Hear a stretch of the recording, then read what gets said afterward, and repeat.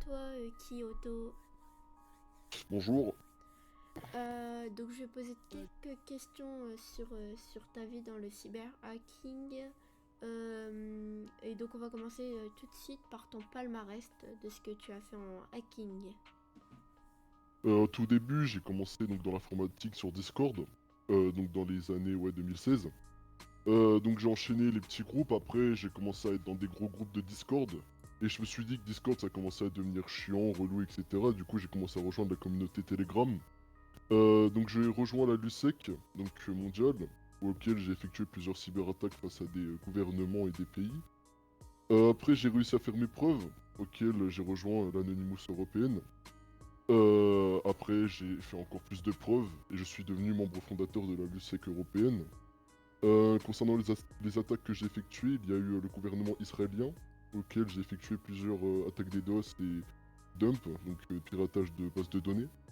Après, il y a eu l'entièreté du gouvernement auquel j'ai effectué des attaques DDoS.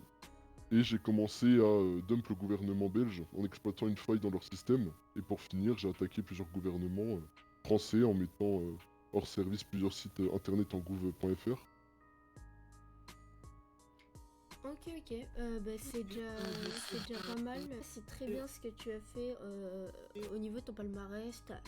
Mais je vais te poser encore quelques questions. Qu'est-ce que tu as fait au niveau des études? C'est quoi ton parcours? Bah, au niveau des études, j'ai une scolarité assez basique.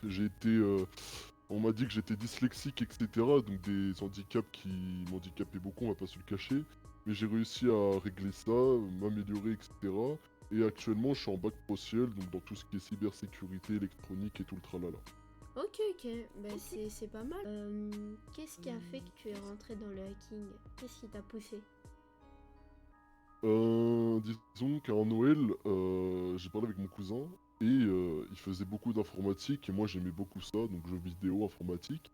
Et il s'avère qu'à un moment j'ai eu un PC, donc à l'âge de mes 9 ans, et mon cousin m'a donné l'envie de faire de l'informatique, donc il m'a appris des choses, etc. dès le plus jeune âge.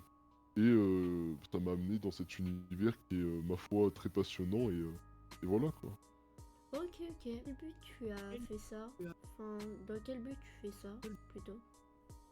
Il y a énormément de raisons, donc je vais citer les principales.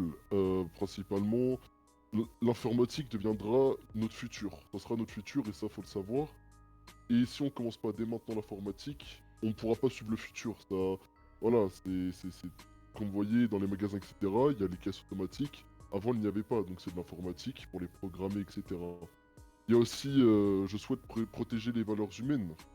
Donc tout ce qui est gouvernement qui n'écoute pas ses citoyens, tout comme la France, on va pas se le cacher, Emmanuel Macron n'écoute pas ses citoyens.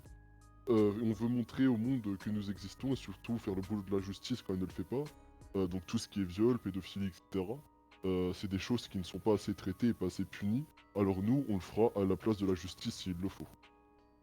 Ok. Et donc c'est quoi tes objectifs un petit peu? Les objectifs que j'ai sont assez basiques, mais ça reste principalement des objectifs qu'il faut que j'atteigne. Je souhaiterais donc m'améliorer et devenir l'un des meilleurs, que ce soit français ou mondial. Par la suite, pouvoir faire des compétitions et des concours informatiques pour pouvoir performer ou même gagner de l'argent, ou même garder. Et mis à part ça, j'ai pas forcément d'autres objectifs, hein, mis à part ce que j'ai dit auparavant, donc mon but est de montrer qu'on est là, etc. Mais voilà. Ok, bah nickel. Est-ce que t'as un dernier mot à dire pour la fin de cette interview? Les gars, commencez l'informatique et je vous remercie de m'avoir écouté. Ok, bah merci à toi.